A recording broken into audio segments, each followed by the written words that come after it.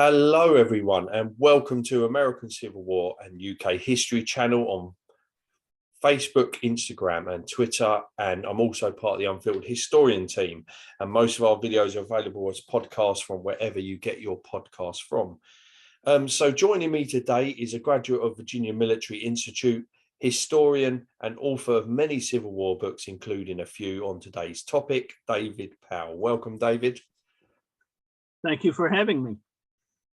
So we're going to be discussing the Chattanooga Campaign, which was a campaign that took place in the fall of 1863 in eastern Tennessee.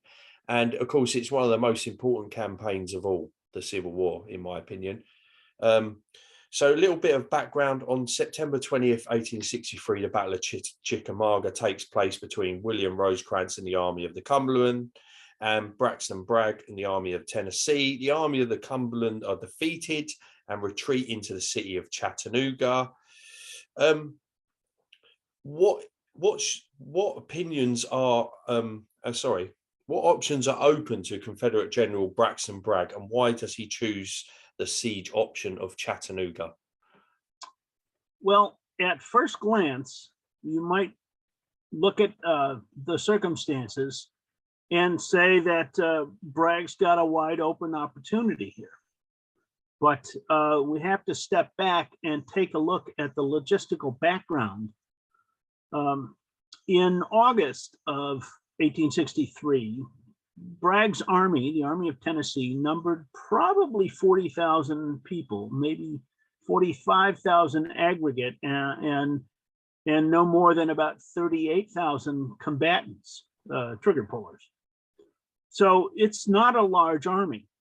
The Army of the Cumberland is about 60,000 effectives, so it has a considerable edge.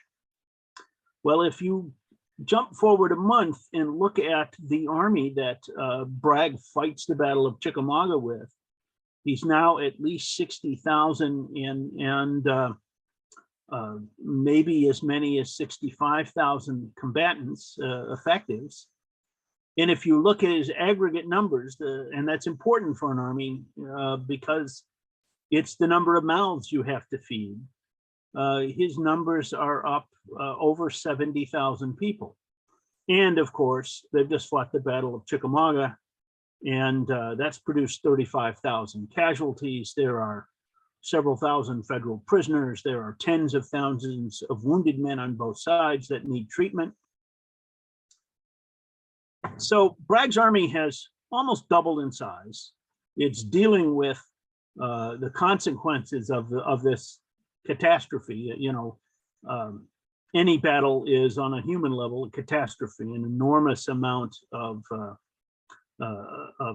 injury and casualties. The humanitarian needs are staggering, and most importantly, all the reinforcements that have been sent to Bragg, because they've come from, James Longstreet has come from Virginia with 10,000 men. There are a couple of brigades that come up from Atlanta. Joseph Johnson has sent nearly 8,000 troops from Mississippi. So effectively, we've come close to doubling Bragg's size. But none of these people have brought with them their wagons or their horses.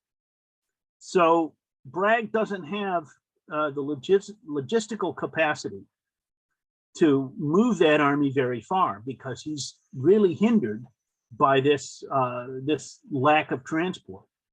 His army was short both wagons and horses to begin with, and so suddenly doubling the size without increasing the transportation means that he has a very limited range. He can't go very far, 10 or 15 miles from a railhead, before he starts to run into supply problems, especially in the terrain of East Tennessee or North Georgia. Very mountainous, very rugged country. If you look on the maps and see the topographic features, you see long mountainous ridges. The Tennessee River is uncrossable except at limited places. The Confederates have destroyed the rail bridges across the Tennessee and and lesser bridges for the rail line into Chattanooga. So neither side has a railhead directly into the city of Chattanooga. The Federals are some 25, 30 miles, airline miles away at Bridgeport, and the Confederates are still 15 miles away at Ringgold. So logistically, Bragg is very much compromised. And the other problem that he's facing is the Tennessee River itself. If he is going to do anything, if he's going to get around the Federal Army that's fallen back into the fortifications at Chattanooga, and now they're busy digging in, they're entrenching, they're improving the old Confederate earthworks.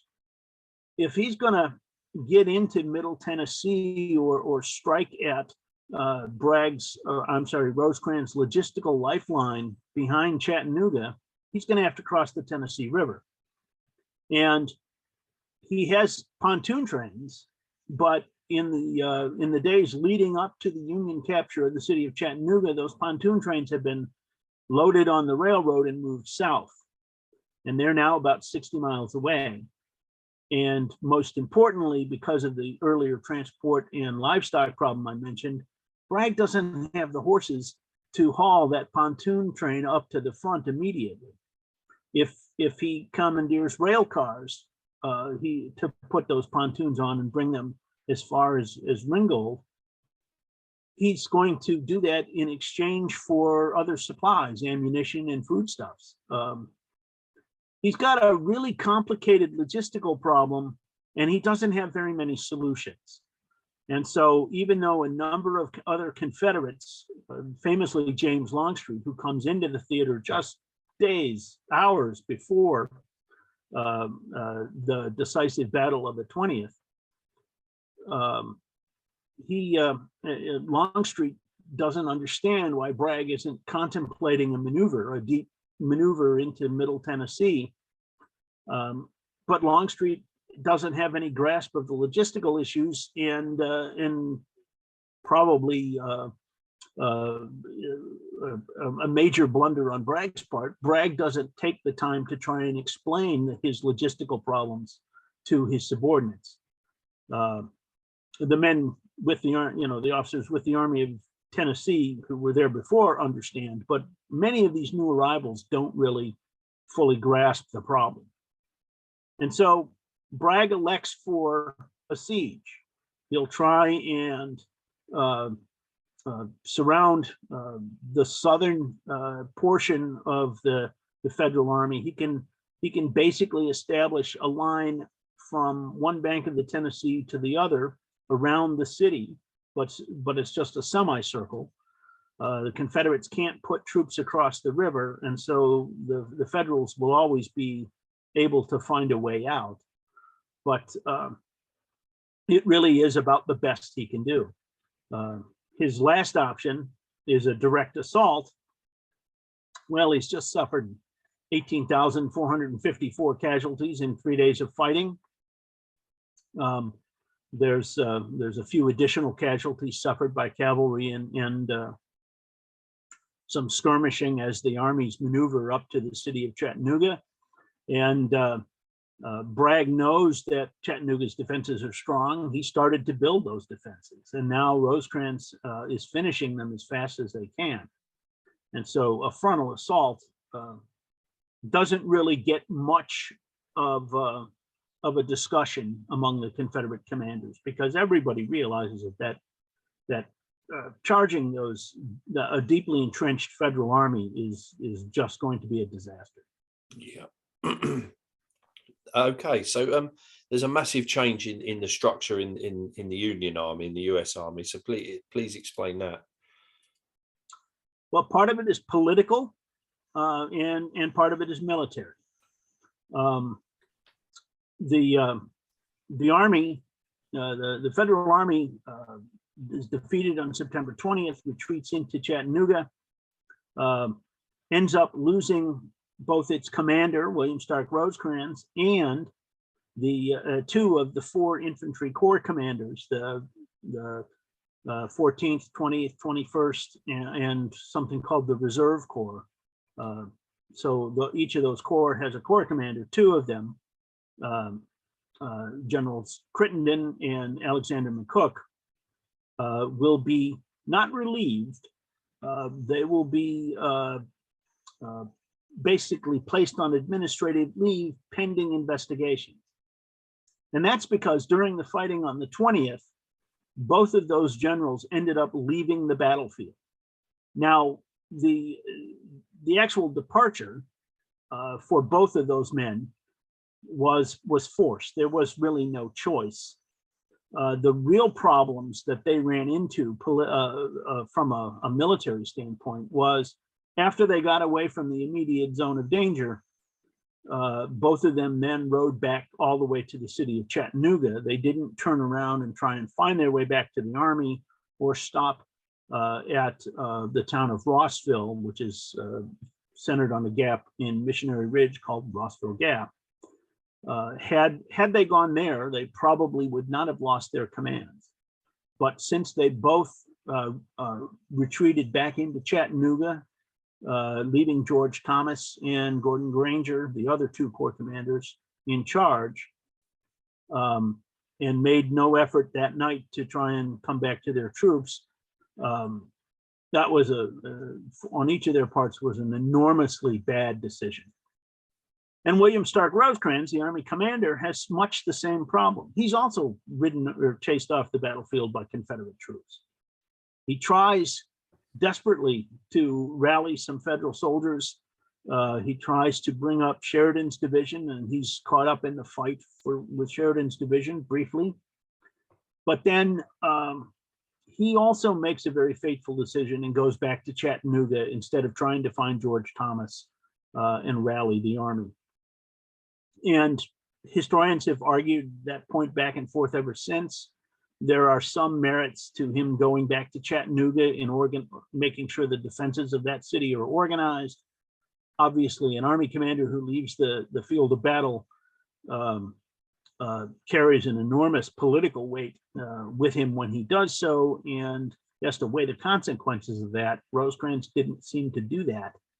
And so the political administration, the Lincoln administration, specifically Secretary of War Edwin Stanton, who was already having a difficult time with Rosecrans through the summer of 1863, took it upon himself really to replace Rosecrans. He got Lincoln's approval, conditional approval, and then Stanton took an emergency train west, and he met General Grant, who's pictured here, Ulysses S. Grant. Grant's the victor of Vicksburg. He's captured a Confederate army in July. So his standing with the War Department and with the government and with the popular opinion is very high. Stanton wants to give Grant command of all of the Western Theater, the departments of the Ohio, the Department of the Cumberland, and the Department of the Mississippi, which was Grant's own command. Essentially unify three departments into a new division of the Mississippi. And he gives Grant two orders. One order creates this command and leaves Rosecrans in charge. The other order creates this command and replaces Rosecrans with George Thomas. Now, was this completely Grant's decision?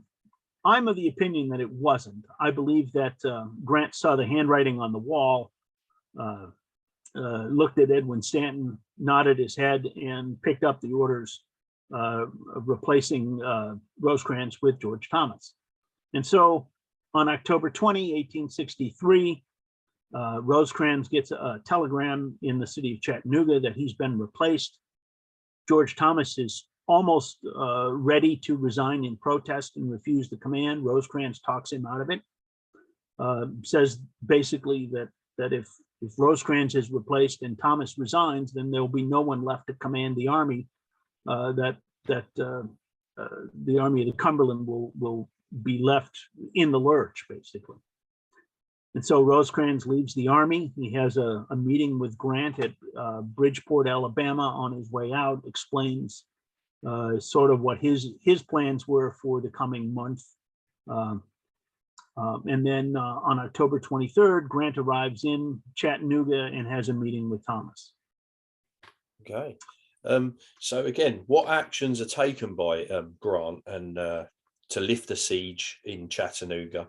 And also, what is the importance of Chattanooga to both sides? Well, we should talk a little bit about Chattanooga itself first. That's a good point. The city of Chattanooga sits on the banks of the Tennessee River, right along the Georgia-Tennessee line. Prior to the 1830s, it was Cherokee Indian Territory. The Cherokee removals moved the Indian tribes west to Oklahoma and opened up northern Georgia and parts of East Tennessee to further settlement. Chattanooga is the only water level passage through the Southern Appalachian mountain chain for a couple of 100 miles.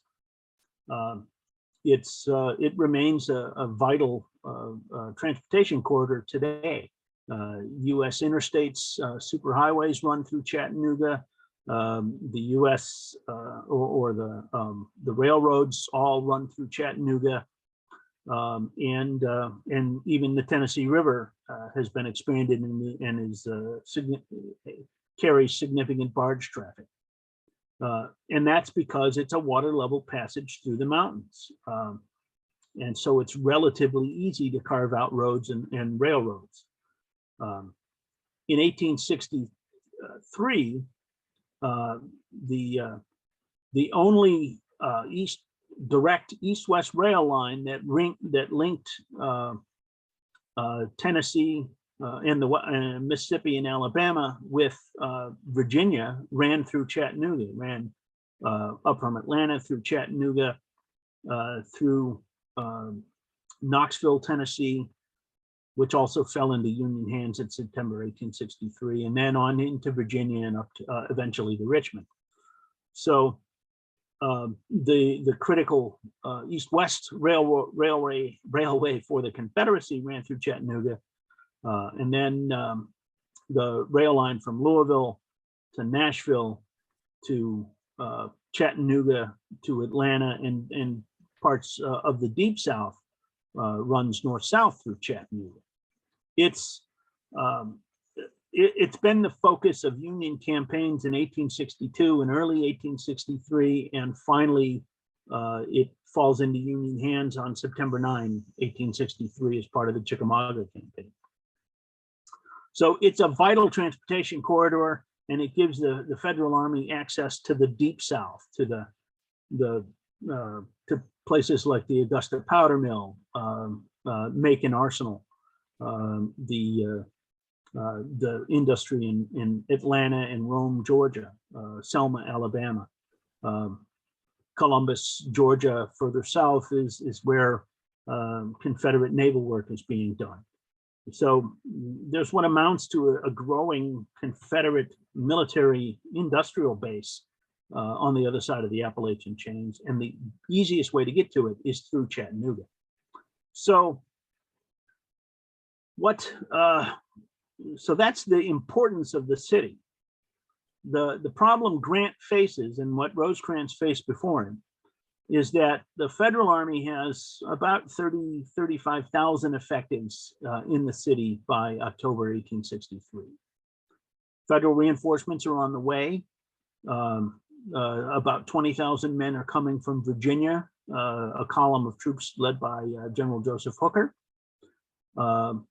Grant has ordered General Sherman to bring up another 20,000 men of Grant's own army, the Army of the Tennessee, out of Mississippi. So we're concentrating huge numbers of reinforcements. The problem is again, that I mentioned earlier, the rail line ends at Bridgeport. It doesn't cross the Tennessee River. The Confederates control the easiest routes into Chattanooga on the south bank.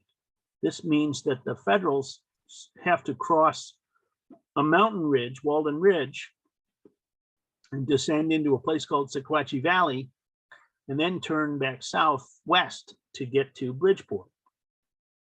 This is a 60-mile trip in good weather. It's very difficult for horses and mules. because they're climbing essentially over tracks, crossing mountains, very, very steep and difficult. And as the weather turns bad, especially as fall rains begin, it proves almost impossible. So Rosecrans has sketched out the beginnings of a plan. He wants to, first of all, he's building pontoons in Chattanooga, pontoon boats. He'll use those to assemble a couple of pontoon trains. And he'll also use them as assault boats. Once Hooker's people arrive, those 20,000 men from Virginia that are coming by rail, and they get to Bridgeport, they can move across the river. They can link up with Federals that land somewhere along the south bank of the Tennessee, around Moccasin Bend, and they'll have an open supply line. It's much shorter. And just as importantly, at Bridgeport, the Federals have also established a boatyard. They're building boats. They've brought down the steam engines and machinery, and are now building essentially flatboats to navigate the Tennessee River. I should mention that because of a place called Muscle Shoals in Alabama, Union riverboats that were at Shiloh or Fort Donelson, or were navigating the western rivers, the Ohio, the lower Tennessee, the Cumberland, Mississippi, can't transit up to the upper Tennessee, so they can't sail or steam all the way to Chattanooga. So they have to build more boats. And it's all three of these pieces. The pontoons have to be ready. Hooker's troops have to have appeared and be ready to move. And the steamboats have to be ready, so that as soon as this operation, this effort to open the line at Brown's Ferry, across the Kelly's Ferry, through the Wahhatch, through Lookout Valley, as soon as it all comes together, they can rush to a couple of 100,000 rations into the city. They're going to do that just in case the line gets cut again, but of course it doesn't. On October 27th, 28th, they land at Brown's Ferry. Federal troops pulled this operation off almost flawlessly, and then the Hooker's troops arrive. The only hitch happens the next day, October 29th, when there's a sharp night action at Brown's Ferry, but or I'm sorry, at the Wahhatchee Rail Junction, not Brown's Ferry, and so, but even there, the Federals prevail, and by the end of October, Braxton Bragg is now looking at a Union Army that is in supply. Their supply problems have largely been solved. And it's a coordinated effort. Grant gives the okay once he's reviews the plans, and suddenly Bragg faces a much more significant problem. Can I just ask what Braxton Bragg's relationship is like with his subordinates at this stage? Because I know he's had, leading up to this, he's had a lot of problems, hasn't he, getting on with people? And is it still fractured at this point, or is it worse? It's very fractured. It's probably just about as fractured as it will ever be. He's had disagreements with James Longstreet, primarily over all of this backstory about what to do with the siege and everything. His principal subordinates are William Hardee, a corps commander who'd left the Army in July to go to Mississippi because he was disgusted with Bragg, at least in part because he was disgusted with Bragg. Bragg has arrested and sent his other major corps commander, Leonidas Polk, away from the Army for disobedience of orders at Chickamauga. Things are so bad that in early October, Confederate President Jefferson Davis has to come to Chattanooga. He takes the I said before, the quick rail link through Knoxville is gone, so Davis makes a difficult trip through the Carolinas and into Georgia, and finally back up to just outside of Chattanooga. And he holds a series of meetings that don't ultimately really resolve anything. Davis kind of, he convinces Bragg to not court-martial General Polk, but instead let Polk go to Mississippi. He convinces Bragg that Hardee will come back and things will be smoother under Hardee. They also hit upon the idea of sending James Longstreet, who is from Virginia. Not Longstreet, but his corps is from Virginia, 2 divisions of the Army of Northern Virginia, and General Robert E. Lee really wants those 2 divisions back. Bragg and Davis have discussed options, and they like the idea of sending Longstreet up into East Tennessee. Maybe he can get Knoxville back, and at the very least, he's moving back towards Virginia.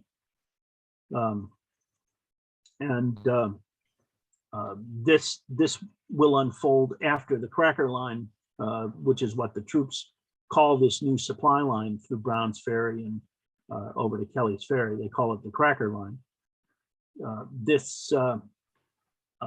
The decision to send Longstreet up into East Tennessee will be taken after that is done, and I'm convinced it's done as much just to get rid of James Longstreet, who's quarreling with Bragg on a very serious level.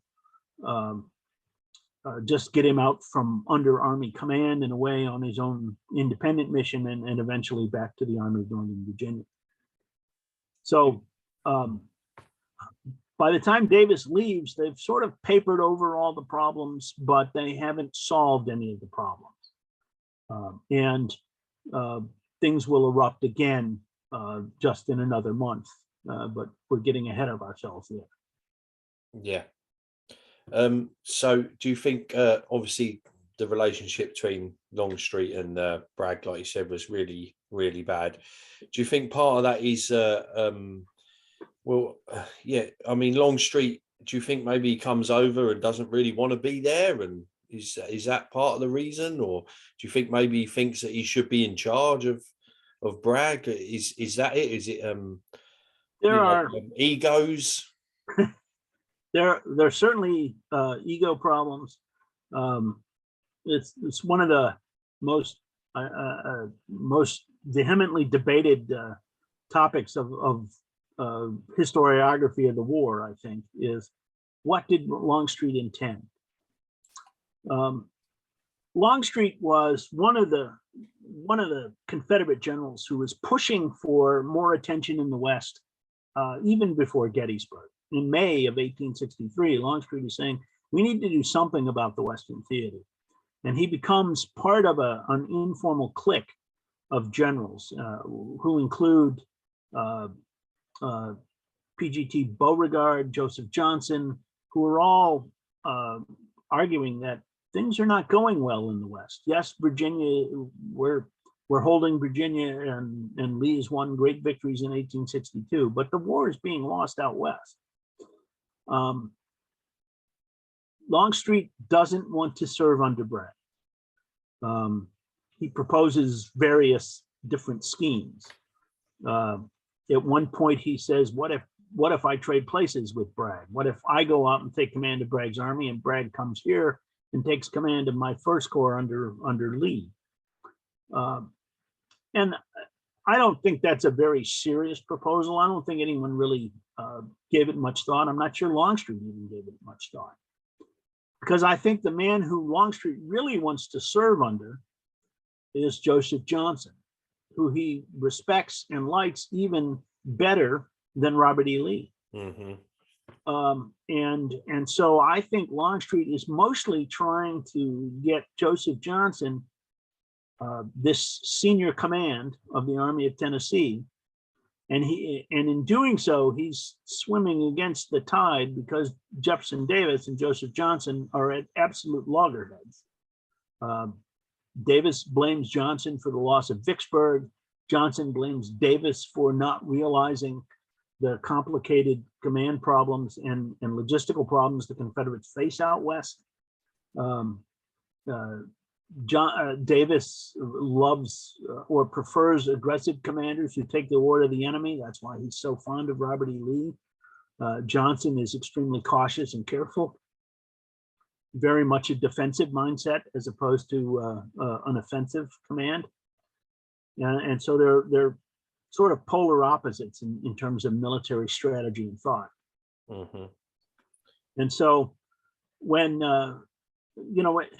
Longstreet arrives on September 19, 1863, goes to work for Braxton Bragg in the Battle of Chickamauga, does very well on September 20th. And on September 21, 22, has good, fruitful discussions with Bragg. By September 23, Longstreet is starting to realize that the Bragg, from Longstreet's perspective, isn't listening to him and isn't likely to do any of the things that he's proposed.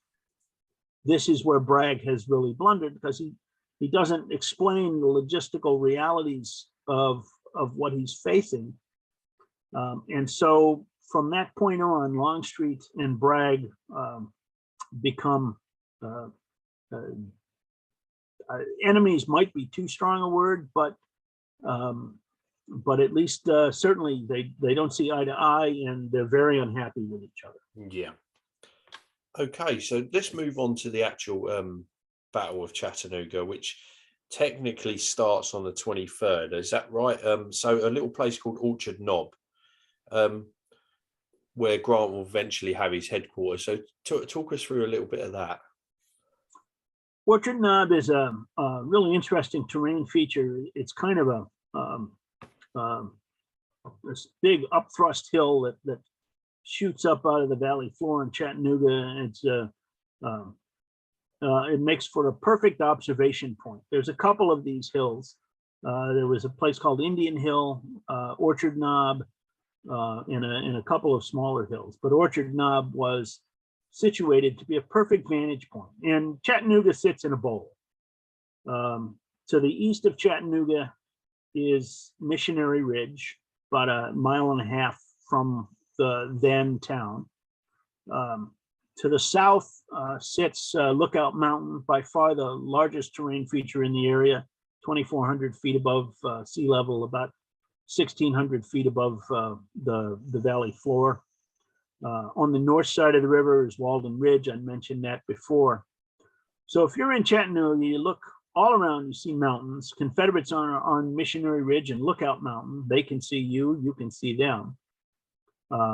Federals are on Walden Ridge and obviously in the city itself. Orchard Knob is designed to be a demonstration, not a major assault.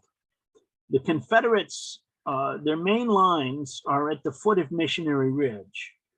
Their skirmish line is several hundred yards forward, and it runs across Indian Hill and Orchard Knob. And so it's an outpost line. It's about 600, 800 yards from the main Confederate defensive line. So on November 23rd, while other elements of Grant's army, most specifically General Sherman and the troops from Mississippi, are moving up into Walden Ridge and behind Walden Ridge, so they can't be seen by the Confederates, in preparation for a river crossing the next day. On November 23rd, Grant moves General Thomas and about 25,000 men of the Army of the Cumberland out of the fortifications. They deploy into these long battle lines, and then they move forward. It's somewhat of a surprise for the Confederates. The Federals have come out of the works before, deployed and not attacked.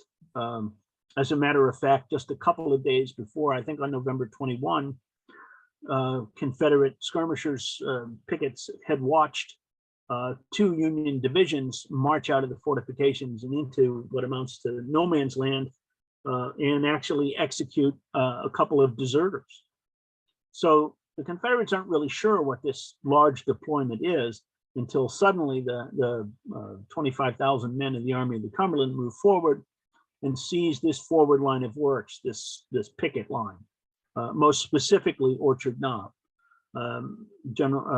Brigadier General Thomas J. Wood's division seizes Orchard Knob. And there's a fight there. 2 Alabama regiments attempt to make a fight of it. Most of the rest of the Confederate line has simply retreated in the face of these large numbers. So it's not a large battle. It's more of a sharp skirmish. It results in a couple of hundred of Confederate casualties, most of them prisoners. But it really is the first step in Grant's plan to not just relieve the siege of Chattanooga. That's largely done. But now his plan is to drive Bragg away from Chattanooga and divide him from Longstreet up in East Tennessee. And that's really, this is the next step. Yeah. Okay. And so now we move on to the 24th, and that is obviously the Battle of Lookout Mountain, or the Battle Above the Clouds. How are each side set up for the battle, and also take us through the different phases of the Battle of Lookout Mountain? November 24th dawns after the fighting at Orchard Knob. Dawns. It's cold, misty, cloudy, intermittent rain. Visibility is very limited. This is kind of ideal for Grant because he's trying to mask troop movements, and he really envisions 2 movements. Lookout Mountain is the famous one because it turns into the Battle Above the Clouds, or as a sergeant major in the 96th Illinois says, it should be called the Battle in the Clouds. But General Sherman is going to be crossing the Tennessee River upstream from Chattanooga, also on November 24th. And so Grant is actually most focused on Sherman's move, not the Lookout Mountain fight. As a matter of fact, Grant doesn't really want to fight for Lookout Mountain. He likes the idea that the Confederates are stretched across Chattanooga Creek Valley and trying to hold Lookout Mountain and to hold Missionary Ridge. If he drives the Confederates off of Lookout Mountain, they'll retreat into a more compact line on Missionary Ridge, and that might be a tougher defensive position. On the other hand, George Thomas, the commander of the Army of the Cumberland, definitely wants to capture Lookout Mountain because the railroad that he needs to repair to really open the supply line into Chattanooga runs it along the foot of Lookout Mountain in the south bank of the Tennessee, and until he gets that back, they can't finalize completion of the rail line. So Thomas wants to make sure that no matter what else happens, they take Lookout Mountain. Now, Hooker brought roughly 20,000 men. He's left several thousand in Middle Tennessee to guard rail lines from Nashville up down to Bridgeport. And then in order to reinforce Sherman's column, Grant takes the 11th Corps under Oliver Otis Howard and attaches those troops to Sherman. And so they leave Hooker behind as well. And Hooker is left with a very small division of the 12th Corps, about 2,800 men, and a division of the 4th Corps of the Army of the Cumberland, roughly 4,000 or 5,000 men. So Hooker has maybe 7,000 or 8,000 troops. This is not enough force to attack the roughly 10,000 Confederates that are defending Lookout Mountain. And Hooker complains. He says, well, I don't have a role in the coming battle except to watch Lookout Mountain. Can I at least accompany General Howard? And Grant says, no, we want you in Lookout Valley. And then on the 23rd, the storms come up overnight and they break the pontoon bridge at Brown's Ferry. And so another 6,000 men, roughly, of Grant's army, Peter Osterhaus's division of the 15th Corps, is trapped on the south bank of the Tennessee River in Wenatchee Valley, right there with Hooker. And so Hooker says, well, now we've got General Osterhaus, we can't fix the bridge. Can I attack Lookout Mountain? And Grant says, yes, you can make a demonstration on November 24 and try and take the point of the mountain if you can. Hooker jumps on this immediately. Osterhaus confers with Hooker that night. There's no demonstration in Hooker's mind. He's going to launch a full-fledged attack. Now, Lookout Mountain, as I said, it rises about 1,600 feet above the valley floor. It's about 2/3 of the way up. There's a terrain bench, what we call the Craven's House Plateau today, because Robert Cravens built his home there prior to the war. And then the last third of the way up the mountain, is much more difficult. Mountains in this part of the country tend to have at the very top these limestone palisades, essentially vertical rock walls that are only breached in a few places wherever natural erosion or the weathering of the mountains has opened a gap where you can get up onto the plateau of the very top. And generally the plateau of these mountains, especially Lookout, is flat. It doesn't come to a sharp peak. Lookout Mountain is at its widest a couple of miles wide, 3 or 4 miles.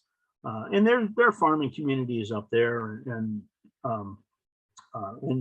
once you're atop the mountain, it's relatively easy going. The real problem is scaling the mountain and especially dealing with the palisade. So the Confederates have deployed their defenses in sort of in 3 orientations. There are 2 brigades under Carter Stevenson, who also has overall command of the battle of the Confederate force. There are 2 brigades under Carter Stevenson at the very top of the mountain. And they're mostly deployed to the south. They're expecting the Federal Army to climb the mountain somewhere several miles below them, several miles south of them, and then march north along the spine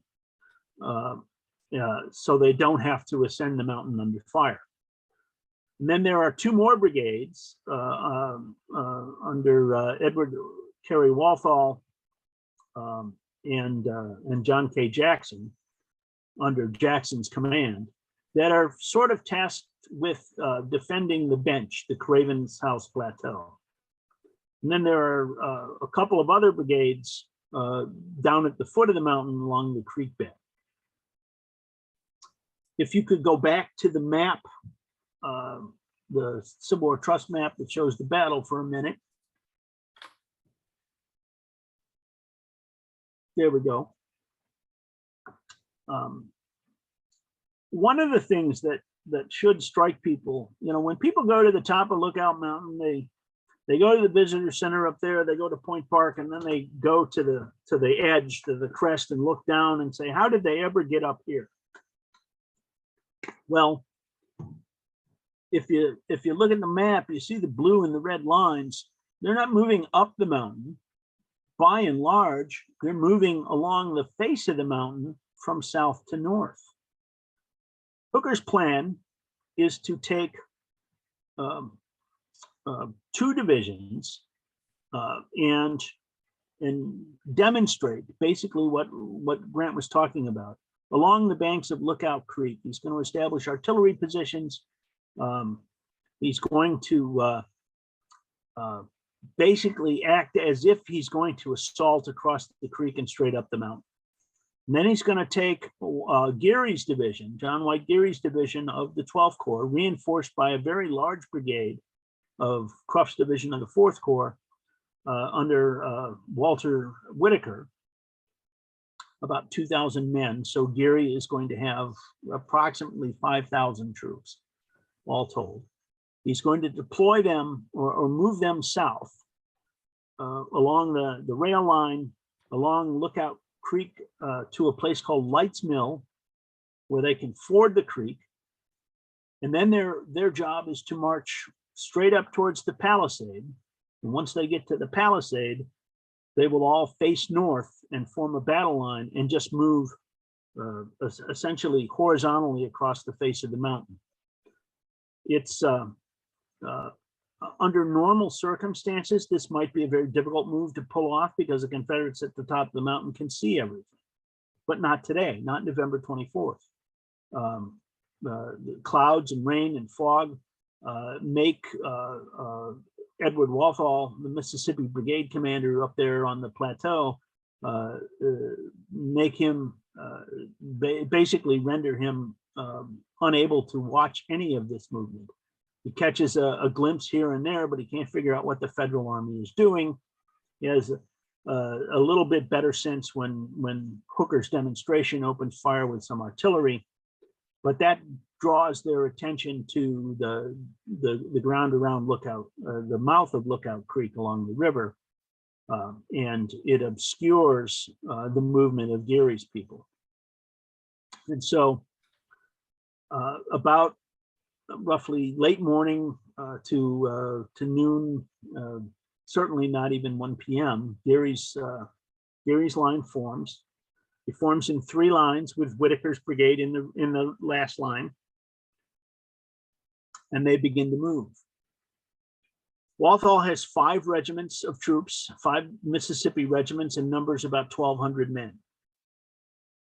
John K. Jackson's brigade is sort of around the curve on the other side of the mountain, still on the bench, but around the nose of the mountain on the eastern face, and he has about 1,000 men.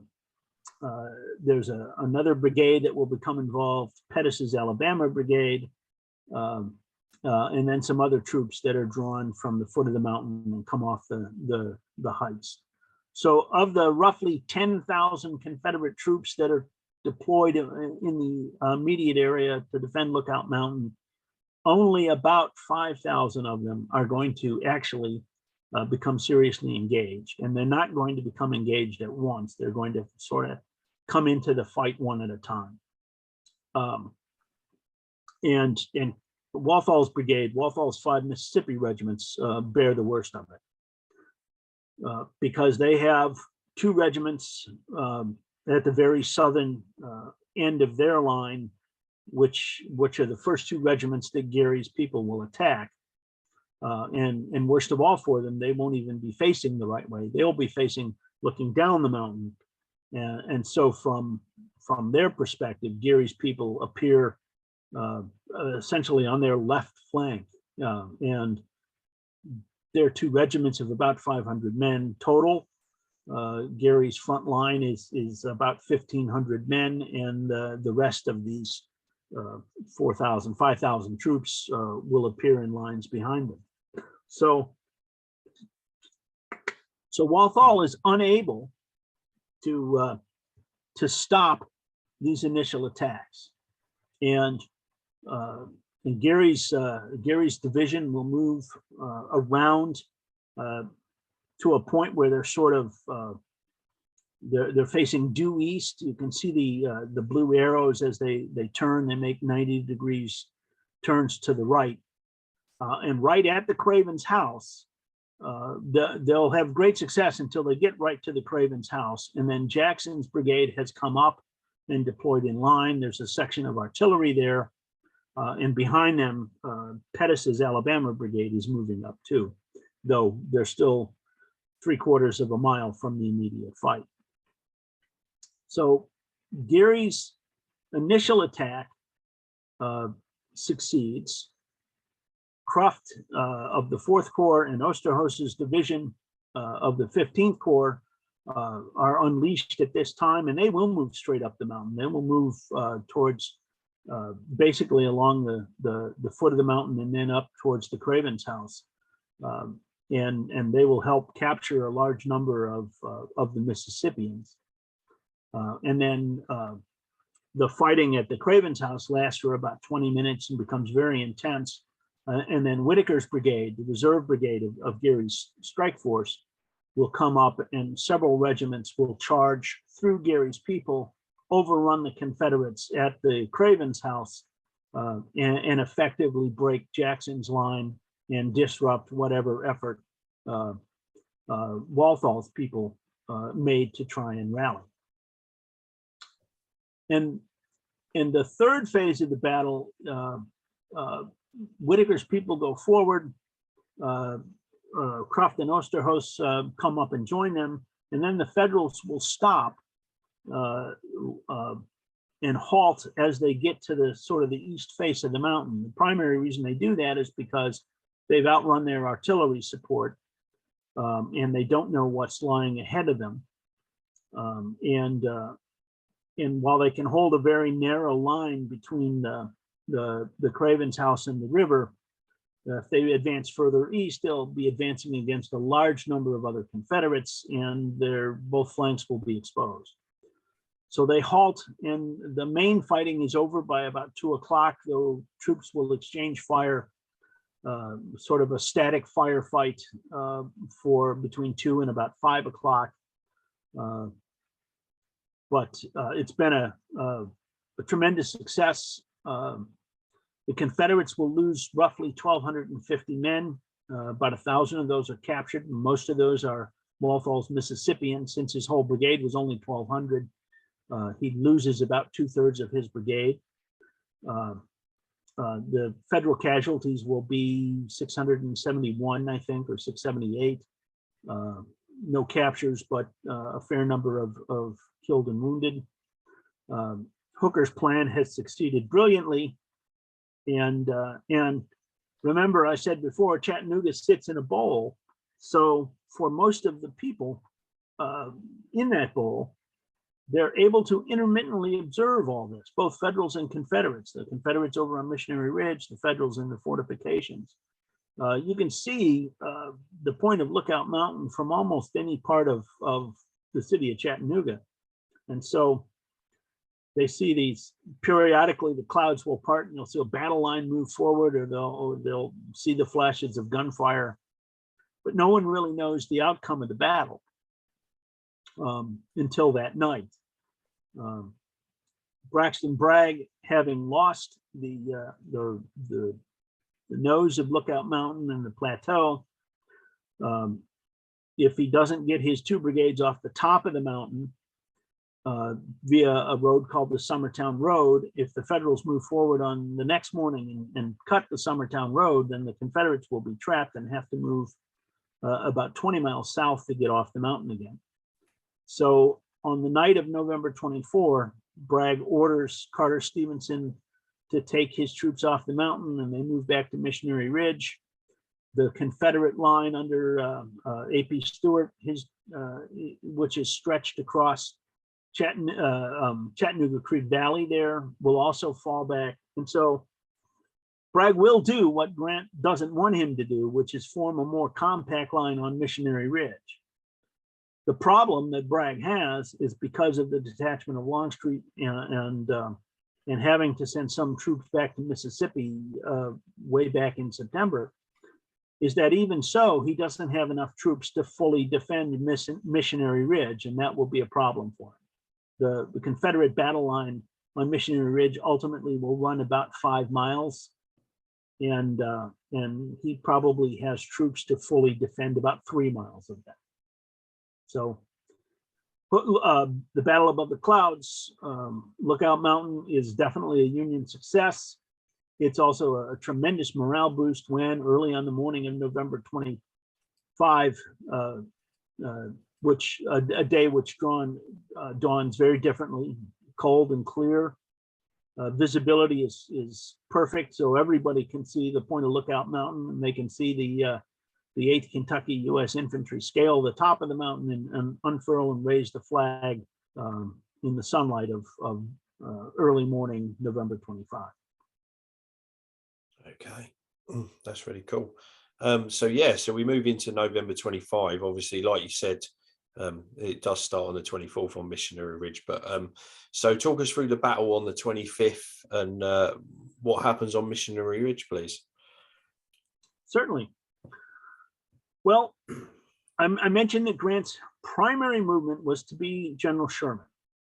Sherman was supposed to cross upstream from the city of Chattanooga. He was going to use pontoon boats. Well, he did use pontoon boats. They did the same thing that the Federals had done at Brown's Ferry. They loaded the boats in a side creek and then sailed across. And at dawn, remember, this is November 24, so it's still foggy and misty. At dawn on the 24th, Sherman occupies the south bank of the river, and he moves inland and establishes a defensive position. But he's not there to defend. He's supposed to capture the northern end of Missionary Ridge. And when Grant was doing the planning on November 23rd, when they're looking at this, the northern end of Missionary Ridge did not have any Confederates on it. Not only was Braxton Bragg still stretched across Chattanooga Valley and holding Lookout Mountain, but he was also sending 2 more divisions of infantry up to James Longstreet in what he hoped would be a knockout blow at Knoxville. Those 2 divisions were off the ridge and back at a place called Chickamauga Depot, loading on trains.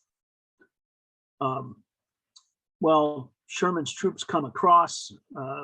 Bragg doesn't have perfect visibility, but his pickets alert him to a major Union crossing. He cancels the movement for those troops, and it's Patrick Cleburne's division that's one of the divisions that's about to be sent to James Longstreet, arguably one of the best divisions in the Army. And so they're hurriedly turned around and moved back to Missionary Ridge. So they're still not up at the top of Missionary Ridge, not at the northern end where Grant wants Sherman to occupy. Sherman delays advancing until he's established, until they built a pontoon bridge across the Tennessee. And so Sherman finally advances late in the afternoon of November 24. He seizes a piece of high ground that he thinks is Missionary Ridge. He sends word to Grant that I have control of the ridge all the way to the railroad tunnel. It's at a place called Tunnel Hill. This is not true. Sherman is wrong. He's on a separate piece of terrain called Billy Goat Hill. But because of the poor visibility, and because by the time he gets up there, it's dark is beginning to set in, Sherman doesn't realize that he hasn't seized Missionary Ridge. He has a completely distorted view of both the terrain and the fact that he's not on the right piece of property. So he doesn't really discover this until the morning of the 25th, which I said, dawn's clear and cold, bright, very sunny. And he's up on Billy Goat Hill, and he looks across and he sees a steep valley and a big divide separating him from the terrain he's supposed to be on. And so this begins the fighting on the morning of November 25th.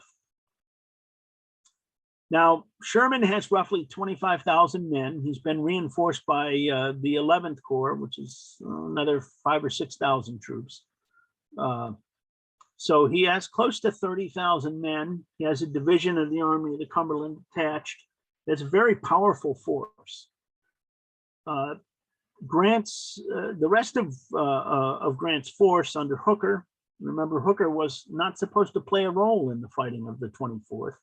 The Battle of Lookout Mountain is kind of an accidental thing, at least from Grant's perspective. And then he also, Grant has not really specified any role for George Thomas and the 25,000 men in the Army of the Cumberland. So of the perhaps of the 80,000 Federals then in Chattanooga, Grant has tasked 30,000 of them under Sherman to take the north end of Missionary Ridge, and the other 50,000 are largely spectators. Hooker does get orders later in the morning to move across Chattanooga Valley and move against Rossville at the south end of Missionary Ridge. But Grant still believes that the primary blow needs to be delivered by Sherman at the north end of the ridge. And Grant is fixated on the north end of the ridge primarily because if he takes the ridge, he pushes Bragg south away from Chattanooga and, most importantly, away from East Tennessee. He's driving a wedge between Bragg and Longstreet. They can move further east to a place called Cleveland and disrupt the rail line. Grant will actually send a cavalry raid to do that. And so Grant will be fulfilling not only the objective of clearing Chattanooga, but also he will be fulfilling the goal of the Lincoln administration, which is to relieve Burnside and make sure that East Tennessee stays in Union hands. Ambrose Burnside is the Union commander up in Knoxville. So the northern flank is, as far as Grant's concerned, the most important action of the day. And Sherman begins.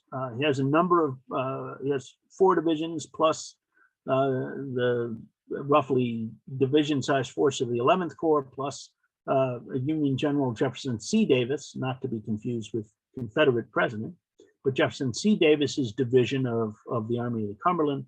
So he has a very powerful force. And he begins very cautiously by sending a couple of brigades against the north end of Missionary Ridge, this Tunnel Hill area where the railroad tunnel is.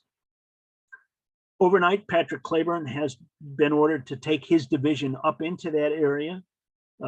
William J. Hardee is Patrick Cleburne's corps commander, and Hardee supervises the placement of Cleburne's 4 brigades. Hardee brings up some other troops to make sure that they hold this position. And so what Sherman runs into, instead of walking into an open piece of terrain on November 24th, what he runs into is a very tough Confederate defense. And he will launch a couple of attacks that morning.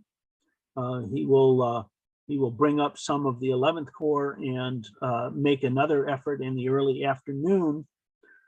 But even by about 12 o'clock, Sherman realizes that he's in trouble. He has not executed any of Grant's plans. His tactical handling of the situation has been very poor. And so he just sort of sends a 2-word telegram, 2-word dispatch to Grant, who's been observing all this on Orchard Knob, captured on the 23rd. Again, it makes a great vantage point, so much so that there's about 8 Union generals.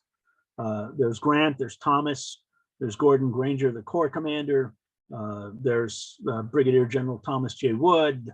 Montgomery Meigs, Quartermaster General of the Union Army, is there. David Hunter, Major General David Hunter, who is he's on an inspection tour from Virginia, and the Lincoln administration has sent him out. All of these generals are watching from Orchard Knob, and they're seeing that Sherman is not going anywhere. And Sherman's telegram comes right at about 2 o'clock, field telegraph, I'm sorry, right about 12 o'clock. And it simply says, "Where is Thomas?" Well, Thomas didn't have a role in this. He wasn't supposed to play a role. But Grant is beginning to get worried because the main attack, the man he's counted on the most, General Sherman, to deliver this blow and drive Bragg off the northern end of the ridge and ultimately away from the army, has failed, or it's looking like it's failed. And so he turns to Thomas and they start discussing options. And Grant wants some sort of demonstration. He wants Thomas to move out, to reprise the role of the 23rd, deploy his troops, 25,000 men, a big elaborate formation, and take some pressure off Sherman. Maybe troops will be drawn away from Sherman's front, and Sherman can renew the attack. And Grant then decides to turn that up a little. It won't just be a demonstration. What we'll do is we'll attack and capture the rifle pits, the trench line at the foot of the ridge. So beginning about 3 o'clock, the Federal Army starts to move out. They leave their entrenchments, they deploy forward, and they start to get ready to launch an assault. At 3:30, the signal guns are fired, and suddenly these 4 divisions, 25,000 men are rushing forward again at the Confederate defensive line at the foot of the ridge. Here's where Bragg has committed his blunder of the day. Bragg has, the top of the ridge was not fortified until the night of November 24th, when Bragg elected to withdraw from Lookout Mountain and bring the troops all back on the Missionary Ridge. And so overnight, they begin a hasty job of fortification. And the Confederates do something, they can't decide where exactly they're going to defend. So they leave half their force at the foot of the ridge in these in the long established defensive lines, and they place the other half at the top of the ridge, so that as the Federals deliver their attack, the troops at the bottom of the ridge, who are now desperately outnumbered because there are 25,000 Union soldiers coming at them, some of them have orders to fight it out. Some of them have orders to simply fire a volley and retreat. Others apparently have orders to, if attacked, to immediately start moving up the ridge to the new line at the top of the ridge. Well, what happens is you get a mass of Confederate troops attempting to retreat up the top of the ridge. They're masking the fire of the Confederates at the top of the ridge. And no one's putting up a very serious resistance to hold the rifle pits at the foot of the ridge. And so the Army of the Cumberland takes those entrenchments at the foot of the ridge very easily. But then they find themselves, the trenches aren't situated to protect them from fire coming down from the top of the ridge to the east. And so they're unhappy with their position. And regiments start going up the ridge by themselves. The people who've written about it are historians of the battle, and certainly the national park that was later established there did an elaborate series of studies trying to figure out who was first up the ridge. Probably the movement began in about 6 different places, roughly simultaneously, and Federal soldiers just began to move up the ridge. In some cases, they were chasing retreating Confederates. In at least one brigade's case, General Turchin thought all along the orders were to take the top of the ridge. But in any case, the whole line starts to move up the ridge. And suddenly Grant and Thomas are standing there on Orchard Knob, and they become very nervous about this. Grant says something along the lines, and this is a set of conversations that have been recorded by a number of different people. Many people left their observations. There's a lot of variation in the accounts, but Grant says something along the lines of, who gave those orders? Who ordered those men to go up the ridge? And Thomas said, certainly not I. And Grant says, well, if this doesn't work, there'll be hell to pay. And they call over Gordon Granger, who's now the 4th Corps commander, who's in charge of half the assault. And And Granger's kind of a difficult man anyway. He's got kind of a sarcastic attitude, no matter who he's with or who his superiors are. And he says, and he tells Grant that he doesn't think anybody gave any orders, but when those men get started, all hell can't stop them, which has become a very famous quote. And he's right.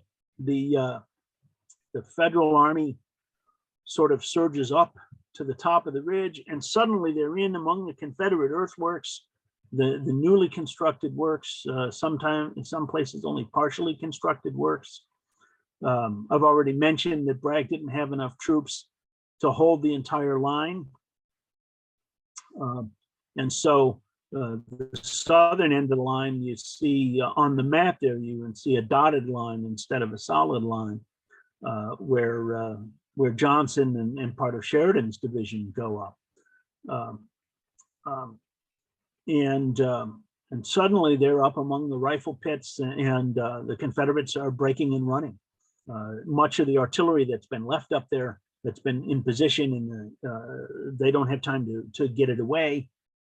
So the Federal Army lost some approximately 50 cannon at Chickamauga. They will get those 50 cannon back at Missionary Ridge. The Confederates lose a staggering amount of artillery. And as icing on the cake,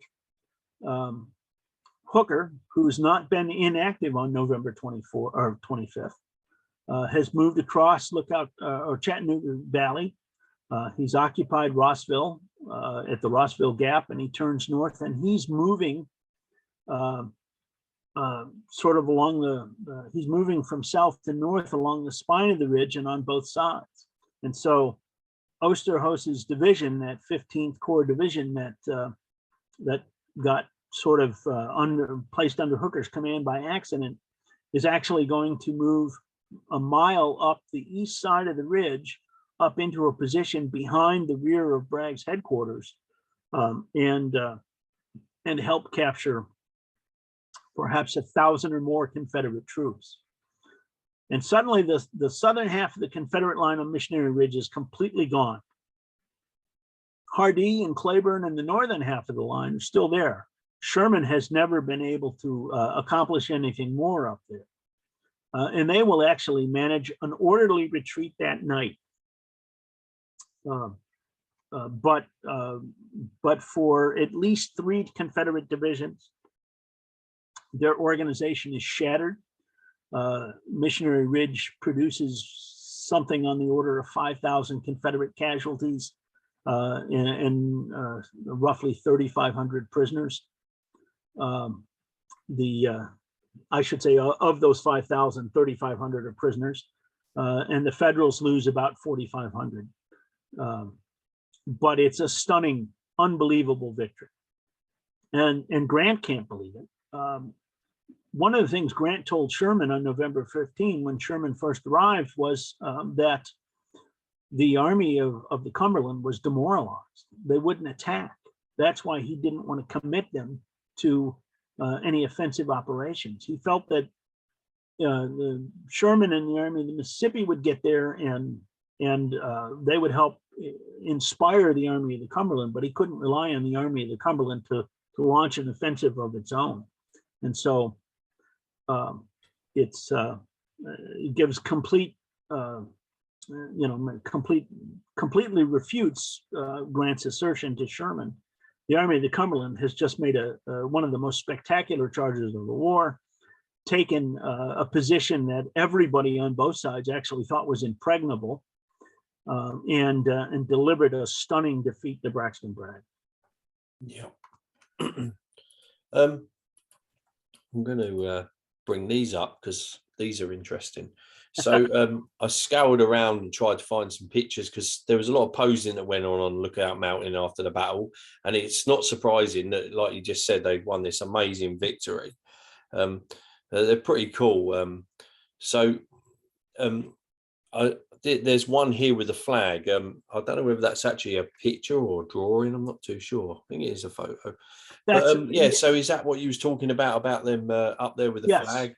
Yes, that's a recreation and I think it's actually a drawing from a picture. Yeah, that's But what I thought. Yeah, doesn't it's a look like a real picture. Yeah. Yeah, it's a recreation of the 8th Kentucky's unfurling the flag on the point of Lookout Mountain, so that everyone could see it. That's really cool. The- Yeah, so people wanted to have their pictures taken up there, didn't they? You know, I mean, it's such a great place. I mean, I've not been up there myself, but I can imagine it became a tourist destination for the Army. Yeah. The Army occupied the city of Chattanooga for the rest of the war, of course. And even after the Atlantic campaign started, there were thousands of federal soldiers in Chattanooga. And it was, if you got leave, you got an excursion, you hiked up to Lookout Mountain. Lookout Mountain was a scenic place even before the war. It had a reputation in the United States as a place to see. Yeah. There was the reason you have so many pictures of so many different federal soldiers atop Lookout Mountain is because an enterprising photographer set up a photography studio there. And for several months through the winter of 63, 64, he and his assistants would take pictures, make the prints, and you could buy a souvenir picture of yourself on Lookout Mountain. That's cool. And so many of these portraits and unit pictures and all exist primarily because of that. They are great pictures. I love them. Yeah, and I've got the best one here.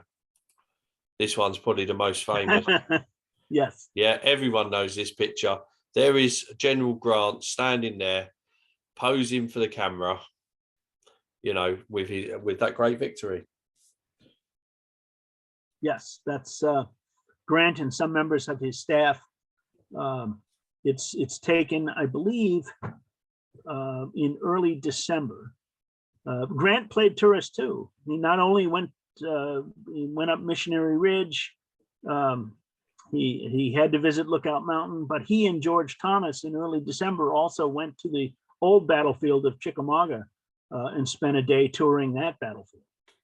So there you go. It started right in the Civil War, touring battlefields. Yes. When Jefferson Davis came to visit the Army, he asked for a tour of the battlefield, and the Confederates gave him one. That's cool. And so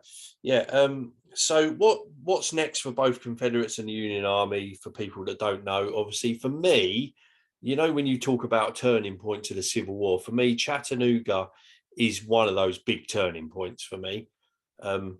Obviously, because it opens the way south, doesn't it? And I think, some people talk about Gettysburg being a turning point. I see it as a turning point, sort of, but not like this. This, for me, is one of the biggest ones. Would you agree with that? It's the necessary victory in order to begin the process of moving on to Atlanta and into the Deep South. You can't do it, you can do it, but it's much more difficult from Mississippi and Alabama. Grant wanted to, as part of his operation, he wanted another force to land at Mobile and work their way north. So create sort of a pincer movement, but the Federal Army didn't have enough troops and resources to do everything. But Chattanooga makes the 1864 victories possible. Yeah. And I really do believe that when the Confederate Army stumbles into Dalton, Georgia on November 28th, 28, they're beginning to see the end in sight. Yeah, definitely. Okay, let's talk about your books, because you've written 2 books for Emerging Civil War on Chattanooga, Lookout Mountain one. I've listened to that one on audio, the Above the Clouds. I really enjoyed it, so that was brilliant. Thanks for that. I haven't read this one yet or listened to this one yet, because haven't had a chance to get hold of it. So how did the opportunity come about, and did Chris Mikowski twist your arm? I volunteered to write the 2 books. I wanted to write something on Chattanooga as a follow-up to the really massive work I did on Chickamauga, but I didn't want to do another massive work on it. And I liked the idea of the emerging Civil War books, somewhat shorter, somewhat more concise versions. So I was happy to do both. It was easy to work with the emerging Civil War team. By now, by the time that these books were written, they'd done about a dozen or so, and things were really starting to click. And early on, we wanted to do two books, one for Lookout Mountain and one for the remaining battles. Primarily because, first of all, there's no other single volume on Lookout Mountain. When visitors go to the top of the mountain, they stop in the visitor center and they say, "Is there a book on the battle here?" The park rangers pretty much have to say, "No, there's books on the campaign, but there's nothing just on what happened at Lookout Mountain." But also because it is a more complex operation than some of the other subjects covered by emerging Civil War, breaking it into two books allowed us to shift the focus and sort of broaden the detail that we could provide without violating the basic core tenets of the series. Yeah, it made sense to me to have it into two, because again, like you said, the Lookout Mountain is a battle on its own, really, isn't it, technically? Yes. And you did write one about Grant at Chattanooga as well. So tell us a little bit about that one. Well, that's part of a series called The World of Ulysses S. Grant.